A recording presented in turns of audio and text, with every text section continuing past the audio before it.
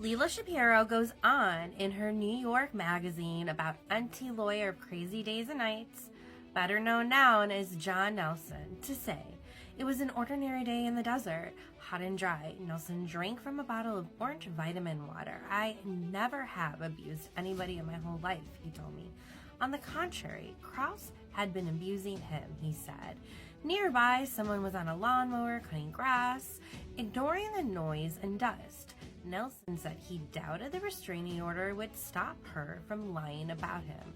"Can I tell you why?" he asked. "Money. The incentive for her is to ratchet it up." That was something he knew a lot about. To get new content, he said, you've got to start making up stuff. Nelson said he grew up in Washington, D.C., the son of two government workers. His parents split up when he was 8. He was reluctant to tell me much about his family, and the details he did share are impossible to corroborate. The only memory he recounted of his parents was of the fighting before they got divorced. "I would wake up to them screaming at each other," he said. Mother was the director of the National School Lunch Program and later the National Director of WIC, the Nutrition Program for Women and Children. His father lacked ambition, Nelson said. He didn't really care about advancement or anything like that. After the divorce, Nelson and his mother moved around. When he was in high school, they lived near Dallas, where Nelson claimed he had his first exposure to show business. He recalled attending a music festival with a friend his junior year of high school. The friend was doing lighting work, and the two ended up back. He was fascinated by how different the musicians seemed by their public persona. You go see this person you've admired, and they're treating some staffer like crap, he said. A few actors were hanging out with them backstage. That was the first time I saw them up and close. They looked completely different in real life, Nelson said. I'm watching people do all kinds of crazy schmugs and injecting stuff. This, he decided, was what he wanted to do. I don't need to be out in the front, though, he thought. I like being in the nuts and bolts and seeing what's going on. While attending Texas Lutheran University in the late 80s, Nelson wrote a column in the student paper under the pseudonym.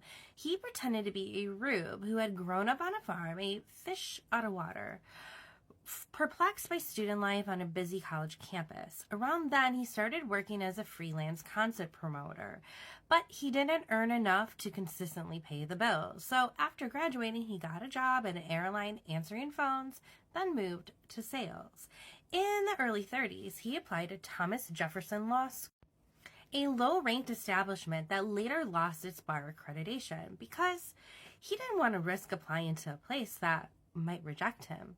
He passed the bar in 2005 and was hired by a firm in Humboldt County, California, handling probate proceedings and business contracts, working for a small firm in the middle of nowhere. He was bored and restless. He told me the LA it girl, Corey Kennedy, who he described as a friend, had recently started a blog, and he thought, hey, I can do this. It's free. Kennedy said she doesn't even remember meeting him.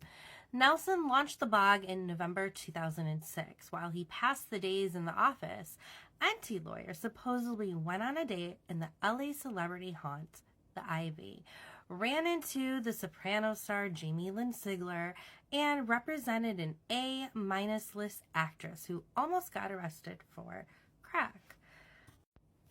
During the time he was visiting LA once a month and staying with friends. 6 months later, Nelson moved to LA. He thought he could get back into the music business, maybe manage some musicians. Instead, he took a job at a small firm in central LA where he handled probate law. He told me he had a side hustle as an entertainment attorney and showed me a few emails from 2011 which he appeared to be representing a small-time producer. He was known, he said, for being a person who could handle legal matters for cheap. He first met Hollywood people through friends he made as a concert promoter, he said. Later, through his work as a lawyer.